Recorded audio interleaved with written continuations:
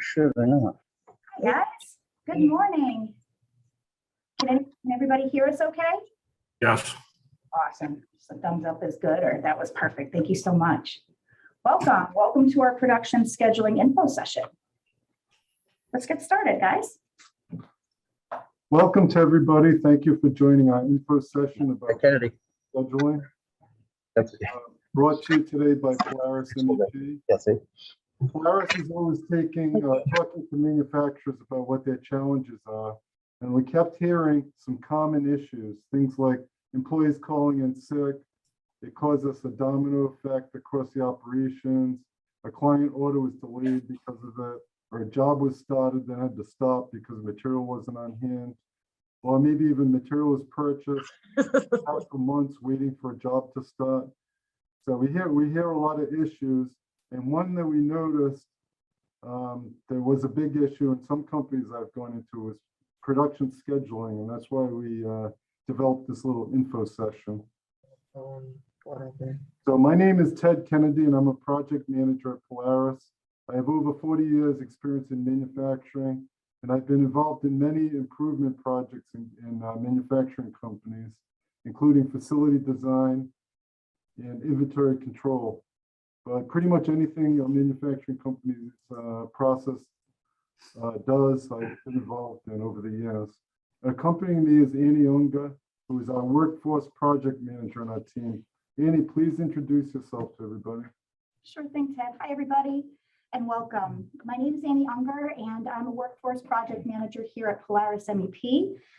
I have about just over 10 years of experience working with workforce training in the areas of Lean and Six Sigma.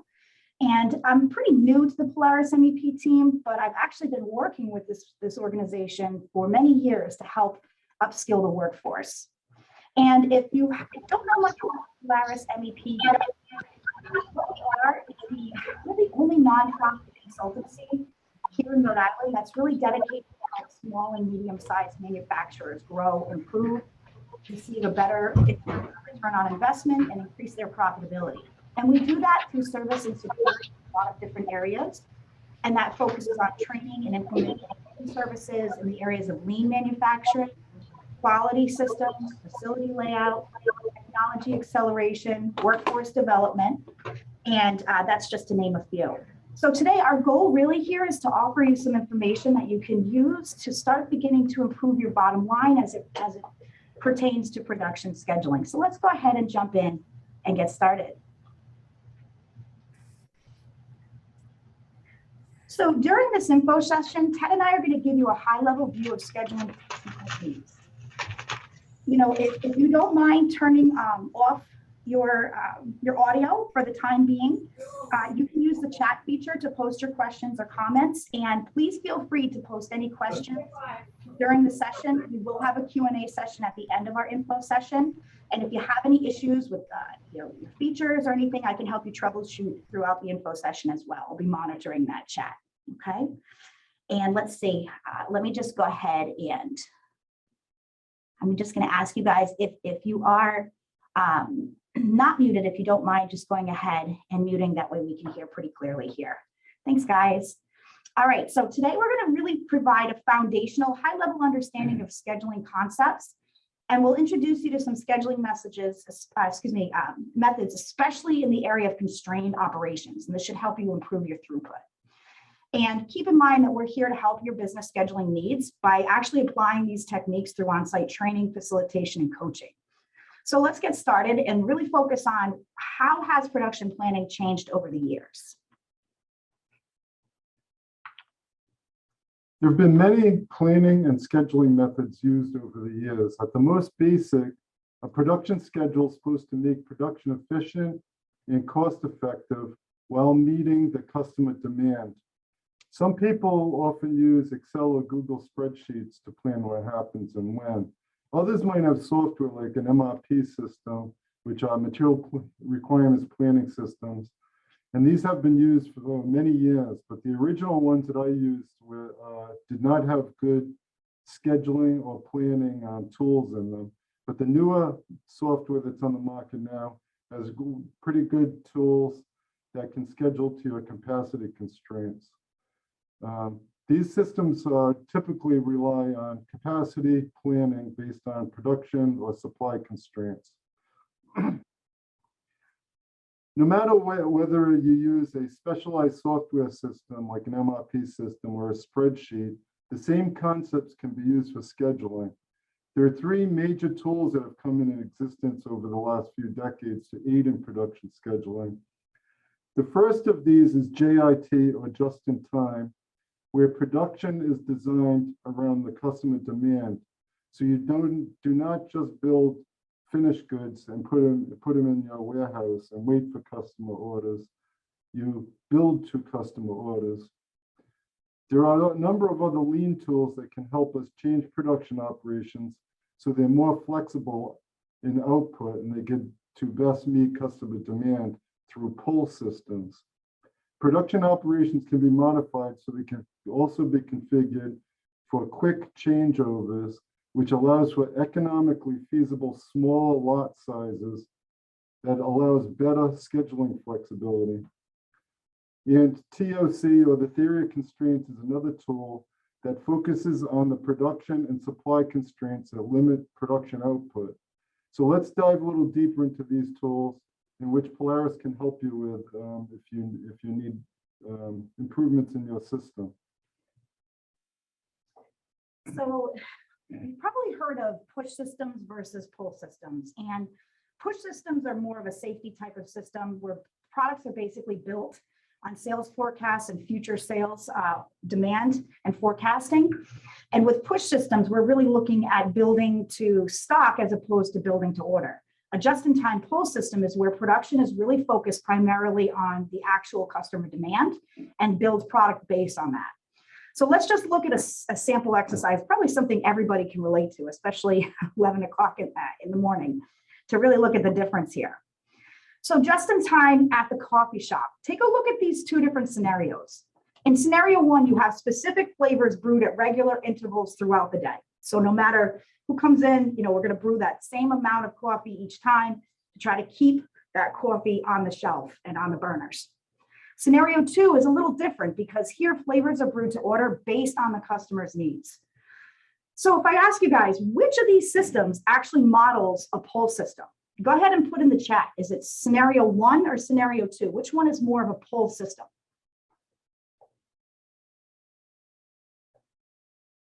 Two. All right. Let's see. I see scenario two. All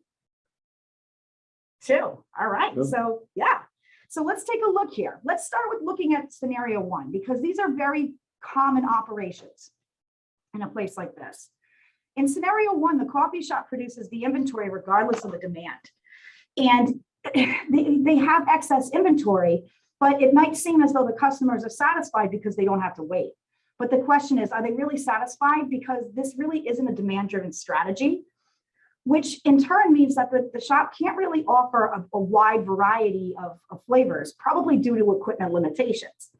Also, the coffee might not actually be as fresh because it's brewed at the start of the day. And what's going to happen in this case is that excess inventory, the coffee, is literally going to be thrown away. And this is a situation where this capital, this company's investment, is like literally going down the drain. In scenario two, the coffee shop produces inventory on demand. And the question is, well, does this satisfy the customer? And here, the answer is yes, of course, because the customer can have the flavor they want. If everything isn't just brewed before the customer gets there, they can choose the flavor that they enjoy the most. But, we might say to ourselves, okay, well, there's a little bit of a risk for that reward, and that's waiting a little bit longer. But the trade-off is a fresher cup of coffee. And for most people who really love coffee, if you're like myself, it's worth the wait. From the company's perspective, they might not be producing as much excess inventory in this case, and ultimately creating less scrap. And there's another byproduct that exists here. This coffee shop can actually offer a greater variety since the coffee is brewed fresh. They can actually give the customers what they're looking for. But there's some considerations to really think about here. In order for a coffee shop to achieve this level of flexibility, that's exactly it. In order to have an effective pull system, there has to be flexibility, there has to be flow. Quick changeovers and preventative maintenance plans have to be in place. And that's really what just-in-time is all about. And when Annie told me about this, what she was going to present, I asked her, how would it be possibly feasible for a coffee shop to offer a freshly brewed cup of coffee every time a person comes in, unless they're using like a Keurig system, which why would somebody go to the coffee shop for one of those cups of coffee? Exactly. So what I said, first off, when he asked me that question, it was a good question. And I said, okay, well, we're brewing a cup of coffee. We're probably doing that at home, right? Yeah. Yeah.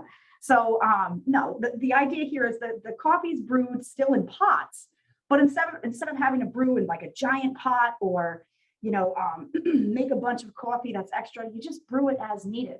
And this is what's gets us close to single piece flow. It's not necessarily realistic for every manufacturing company to produce a single piece flow, because you might have to batch, whether you're working with stamping, dyeing, things of that nature, where you are going to work with batching. But the idea is we want to streamline and get our sizes, our batch sizes small enough where we can get pretty close to that. And I'll tell you what, I was in the coffee shop just yesterday, and I've seen this twice, where a customer came in, ordered a coffee, and the barista was amazing. She said, she explained, we don't keep coffee on hand because we always throw it away. And he said, okay. She said, I swear it'll take 2 seconds to make this coffee. And let me tell you something, it did. And he was very happy with it. So to summarize here, a push system it may feel safer because, especially with supply chain issues, we want to meet that customer demand. But the problem that we run into is creating excess inventory and finished goods, and that can tie up almost 50% of a company's assets. It ties up a lot of capital. So if we have a just-in-time pull system that's properly implemented, we can basically bring that way down. And this system will not work well unless your manpower and production operations are flexible enough to meet that customer demand. Not every company, like I said, can be a true pull system, but the closer we can get to flexibility, improved flow, better reduced inventory and visual management, the closer we can get to just in time. And really, let's explore that. All right, so one specific area when it comes to just in time and lean is visual management. And production scheduling boards are a really effective way to prioritize tasks and reduce bottlenecks. And the beauty of these is they're customizable, and they also have an added advantage of tracking quality and equipment performance. They can be used to build a production schedule or audit. We can review how things are going through routine audits, such as Gemba walks. You'll notice 2 boards here. On the left is a commission buy board, and it's a very simple board that can be used in many different capacities. For instance, you'll see here that you have green cards and red cards.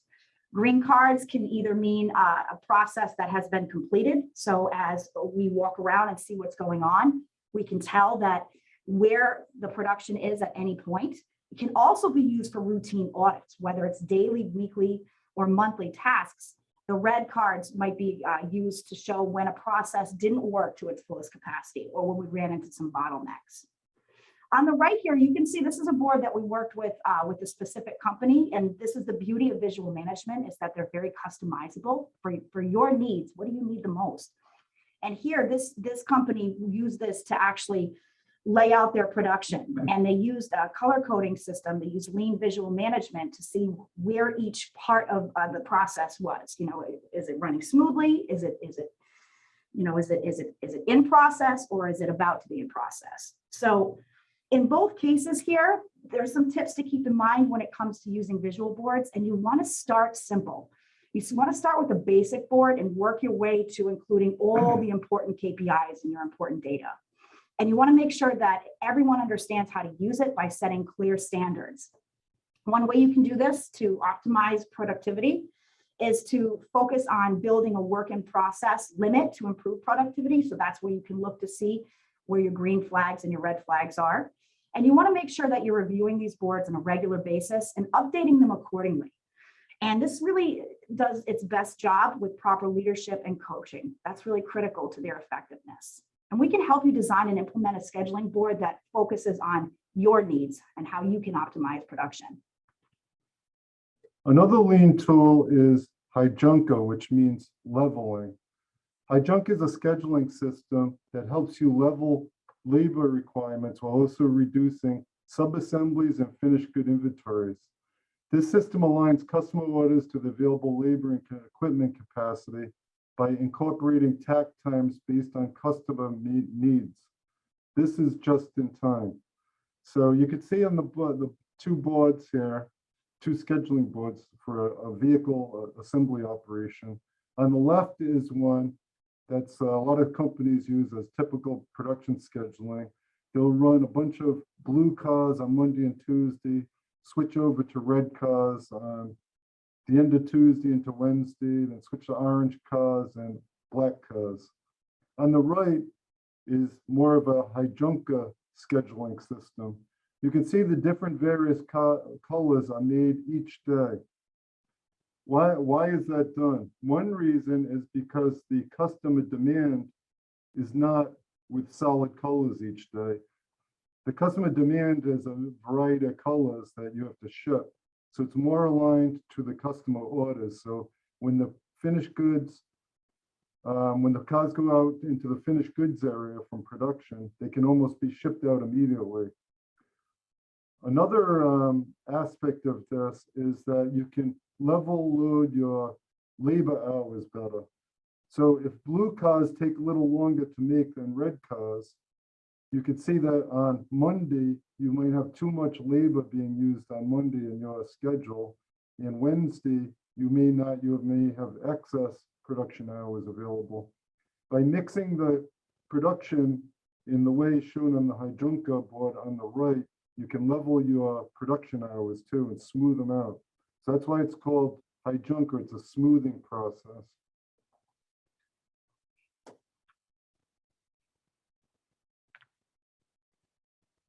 In a manufacturing environment, the constraint to the system is what limits you from making your required amount of output during the day. Usually one of the supplier's components, a manufacturing operation, or possibly the number of employees you have is the constraint. Any of these will limit how much of an item you can manufacture. You should always know your constraints and make them part of your production scheduling. The theory of constraints approach, when applied to production, focuses on the constraining material or operation that holds back the output of a value stream. When the bottleneck is identified, you should work on streamlining it so that the output can be increased. Eliminating the constraint will automatically improve the production output to the level of the next constraint, because once the first constraint is eliminated, a new constraint will surface, and that will become the new focus for process improvement. So it's a continuing improvement operation to get more output. So just make sure that you build your constraint into your production scheduling system. So manufacturing systems are processes that consist of multiple operations, and each one of these operations has a maximum limit on how much you can actually pass through it without changing the entire operation. So when we use a theory of constraints approach, we can identify and reduce these constraints that will disrupt your operations. And here's the 5-step approach to theory of constraints. So like Ted said, the operation that has the greatest constraint is really the one that's going to control the output of the entire process. So understanding and identifying that constraining operation, whether it's internal or supplier issue, must be identified. And keep in mind, that's the most important operation to focus on at that time, because all the other operations just don't have the same impact to planning and scheduling as that constraint. You don't want any disruptions to the constraining operation because it literally disrupts the entire production. So if we take a look at these 5 steps to theory of constraints, the first thing we want to do is identify the bottleneck. We want to find that bottleneck. The next thing we do, step 2, is we exploit that constraint. And what that really means, exploiting a constraint means making rapid improvements to the throughput of that constraint using the resources you have on hand without having to bring in added manpower or technologies. When we do that, we want to make sure that we subordinate the constraint. And what that really means is that if we do make a change to that constraining part of the process, that every other part of the process is aligned to it properly and that we're not causing other bottlenecks to occur because of it. Sometimes that constraint will need a little bit more TLC, and that's when we get to this step 4. So sometimes you might have to use step 4, which is elevating the performance of the constraint. And what that really means is if we want to address and ultimately fix that bottleneck, what we're going to have to do is bring in maybe some more technology or capital investment to get it done. It's just going to take a little bit more work than rapid improvement. And the beauty here is every time we eliminate a constraint, it gives us an opportunity to improve something else, because something else will pop up as the bottleneck. And that's really the foundation for continuous improvement. So no matter what you produce or how you do it, everybody has bottlenecks in their operation that can be improved. In fact, can anybody share any bottleneck situations that they have? What's a bottleneck or constraining operation in your manufacturing process? Just go ahead and chat in.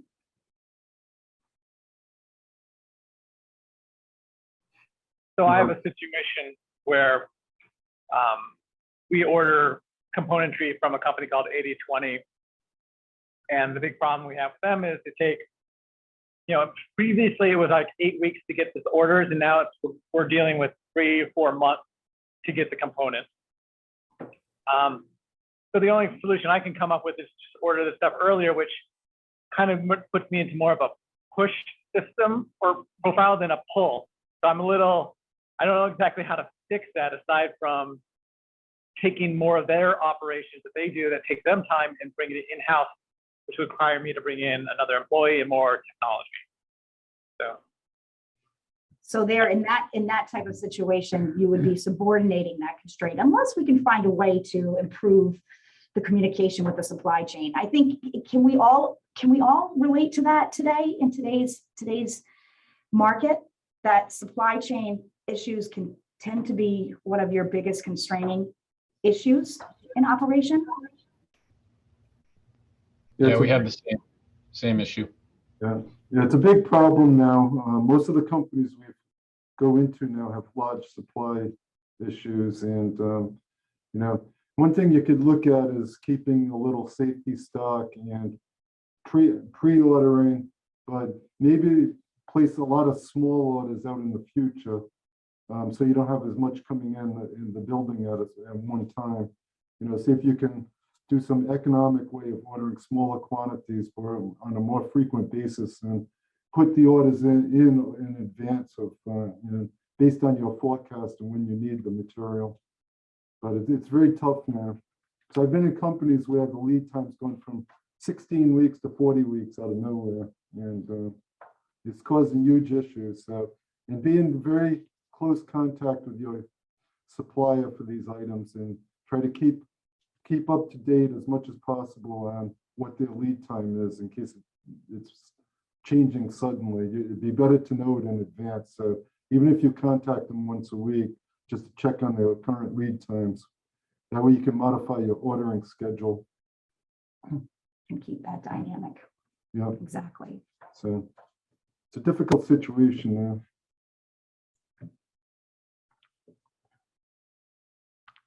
So to use the theory of constraints properly, the cycle time, changeover time, and equipment loading, man-hour loading must all be calculated.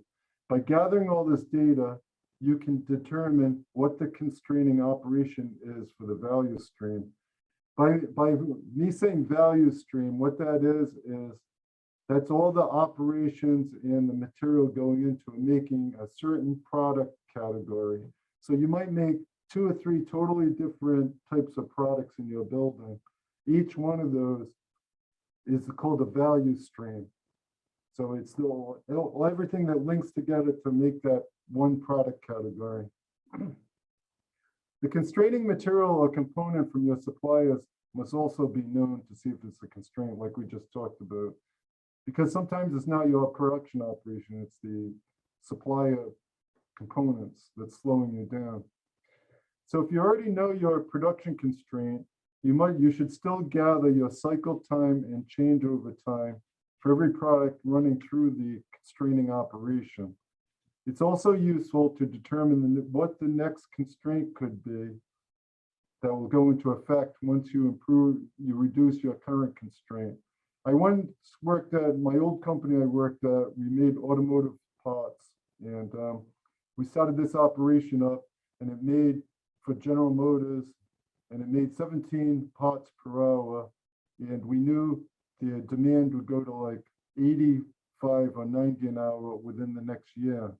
So the way I focused on that was I constantly looked at what the constraints were for the operation, focused on the constraint and maybe the next constraint in line, and constantly eliminating constraints. And we did get it to 87 an hour and we went from like 22 people down to 16 people by doing this, concentrating on the constraint. So you get really big benefits from doing that.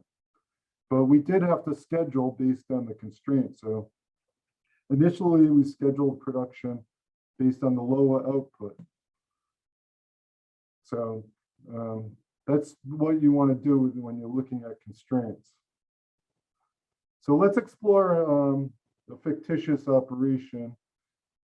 We have two different value streams. One is a lamp production, which is on the top, that makes 2,000 units per day, and you can kind of see where the operations it goes through. And the one at the bottom is a floor light that is used, you're going to make 500 pieces per day based on the customer demand. So the time in seconds for each operation is in red. So you can see the different times. So looking at this, what are the constraining operations for each product? Does anybody have any ideas? You want to chat in, see if anybody gets it correct. So for each operation, the lamp and the floor light, what are their constraining operations based on what you see on the screen? Anybody want to chat in with what you think it could be?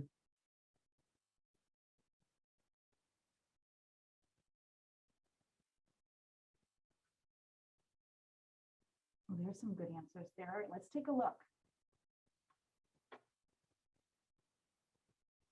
Oh, the bend parts. All right, let's take a look. Yeah, bend parts.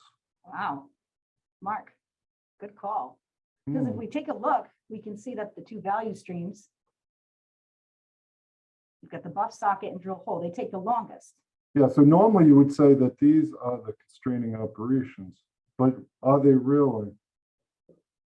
Based on the flow, and I'd say they're not. It is the bending of the part. Nice job, So Mark. yeah, that's unbelievable. You got that. Very smart. A lot of people wouldn't get that answer. So that was very good. So you have 2,500 units actually going through the bending of the part operation, and when you're looking at it at 13 seconds per unit, it's actually over 9 hours of runtime needed on that operation per day. So since it's usually about 7.5 hours of actual production runtime during a typical shift, you're not going to meet the customer demand without working overtime.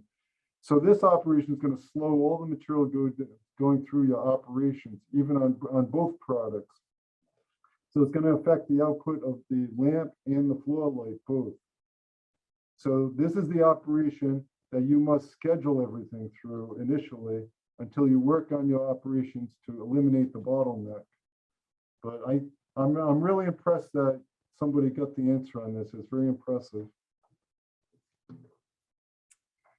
So once you identify that constraining operation, there's a lot of, should I say, there's a really great problem-solving methodology that can be used to help to improve it. And it's known as Kata. And this comes from the Toyota production system. And what Kata is a problem-solving approach that creates incremental continuous improvements using the scientific method. And we do that, we want to make those improvements to the constraining operation to ultimately increase the output and better meet the demand. The way this is done is through a scientific approach, and it's very systematic. And the idea here is that we want to achieve goals and meet challenges that can be taught to everyone in the organization. That's the beauty of Kata. It's transmitted through the entire facility. And it involves two pieces. It's a two-pronged approach. It involves improvement and coaching. So the coaching aspect especially leads to stronger, more effective leadership throughout your entire organization.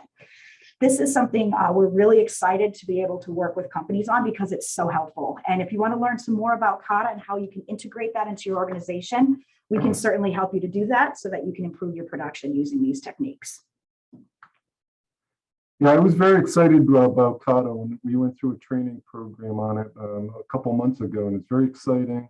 And it's a very simple way of getting people in your company involved in working on problems that you have, and it gets everybody's ideas flowing. It works really well.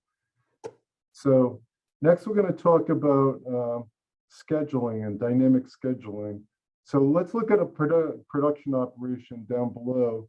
Are we achieving the greatest productivity with this system design? So you have the first operation takes 10 seconds to run. Then you have inventory between that and the second operation, which is 21 seconds. And the third operation runs 10 seconds. So because the way these processes are linked together, there's always going to be inventory buildup between the operations, as you can see. So it doesn't really look like a good way to run production. You know, it can create excess inventory. So if you're looking at that and possibly, you know your constraints, 21 seconds, you can reconfigure the operation. Let's take a look at that. This is a work cell. I've made a lot of work cells over the years. And this is an idea, once you see what your constraint is, that you can redesign your operation. So now this is a continually running operation with two people running it. The first operator does the first operation and the third operation, while the constraining operation is run full-time by one operator. So in this setup, it's a nice continuing operation. You run it all day.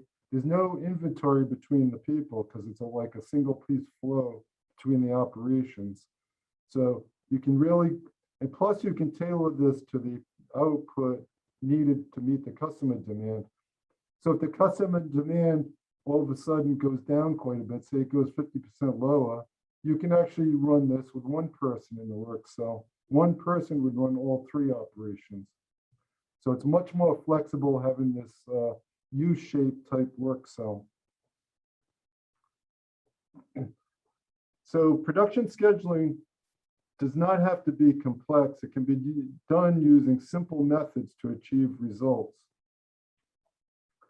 So you should first load your scheduling system up with the cycle time and changeover time you gathered on the constraint. Schedule your production based on the labor hour loading of the constraint.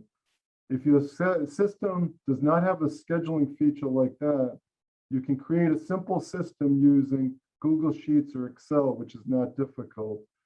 And you could do man-hour loading or equipment loading on the constraint using spreadsheets. If you need help with that, let us know. We've done that before for companies. Scheduling can also be updated live during the day with operators running the operations. This will allow adjustments to be made to the schedule. So you can actually use like Google Sheets or Excel and have people input what they produce during the day. And so you can instantly see how the schedule's being met. And if you have to make any adjustments to it. This is a simple scheduling system that I made for a company. So in this company, the CNC machine number one was what we found as their constraint. And we had all the sales orders loaded into the software with how many units have to go through that operation, along with the cycle time and the scheduled ship date. And by loading it in that way, you can see here on this instance, during the week of 11/1, 42.5 hours are needed on the machine. So we know now there's only two options to really do anything on that, since it might be hard to change the CNC machine as a constraint. Hopefully it's programmed well and it's really doing it the most efficient way. So there might not be much more you can do with that. So in this instance, you could move the you could move some of the production of your schedule, like maybe to the earlier week to level out the hours needed on that equipment. Plus, you can, by using this, you can change your promise date to your customer based on this. So you can, once you put all your customer orders into this, you can level load it better by telling your customers a more exact ship date, a more exact promise date for their shipment. So you can possibly adjust the schedule that way too. But you can't do any of this without knowing what your constraint is. So it's very important to know your constraint and schedule based on it. So we're looking for anybody have any questions on any of this? I mean, it's pretty simple what we've just told you, but scheduling based on the constraint is really the first step. And one of the main steps is to take do one of the production scheduling boards like the Heijunka board and position it at your constraint and first start scheduling that constraint as your first focus point. Any questions that anybody has? We're hoping that we gave you some good information on this, but that's really the best way of doing it is really focusing on your constraint during the scheduling process. Has anybody used theory of constraints approach before? Or is this pretty new for everyone? It's really effective. You can open up your microphones if you want. Anybody want to freely talk? Because we're here to just take questions, or if anybody wants to make any comments. Yeah, Mark says he's used it without knowing it on the job. So, I mean, most companies you already know what your constraint is without a lot of study. You know what it is.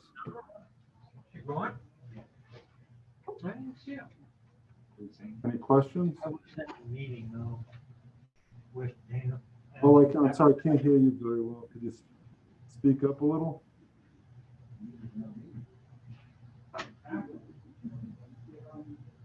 Dana, were you saying something here? Okay. If there's no questions, but we can help you with this. If you ever want to improve your scheduling, I've gone into companies with their scheduling on blackboards and they just write orders down. You can make all these orders today, but there's nobody's looking at the constraint. Can you really make these orders? Everybody's pushing to make the orders, but can you really make all these orders today? No, possibly not. I'll tell you, I've had an experience with a company. They went on a lean journey, and one of the areas that they focused on was visual management. And at every work center, they had a production board, and it was very simple. There weren't a lot of variables, and it was color coded. Managers could walk by doing their daily routine walks and audit the process. And what they did is they actually, instead of starting from the first process to the last, they started from the last process and worked their way forward to the first part of the process. That way, as they learned information by looking at the production boards, they could ask questions as to, okay, we see that, the Haas hasn't received the materials yet from you guys, what's going on. So it was a really great way to streamline production, open up a dialogue, and keep the communication for everyone. It didn't take much to do that. It wasn't a big capital investment, but their output, their return on investment is pretty great. Yeah. And they're using them today. They've been sustaining. And then it's really helping them optimize their workflow and build in better productivity. So if anybody needs help with any of this, please let us know. We can help you identify your constraint. We have tools like Kata in which we can get everybody in your company involved in a project of reducing the time on your constraint so you can get more output. Or if you just want to help with putting up a scheduling board, we can help you design one that's useful for your operation, especially your constraint. And but we're here to help everybody with whatever issues you have, even if it's not with us. And I'm glad everybody could come. And Andy and I are going to put on another presentation in another month or two on Poke. to you. Error reduction, which is a big topic. Absolutely. Because with production, you don't want defects to run through all your production operations. You want to catch them as soon as you can, so that you're not wasting everybody's time making bad units going through the system. So is there any other questions or anything before we leave the session? I hope we gave you some ideas, but feel free to contact the NERI if you want us to come in and take your issues with scheduling, because we're just here to help you. We're here to make everybody's business thrive and do better. So feel free to contact us, and we'll come in for an hour and just see what your issues are, maybe give you some ideas. Thank you very much for joining us today. Thank you, guys. Have a great one. Bye-bye. Thanks, guys. You too. Appreciate it.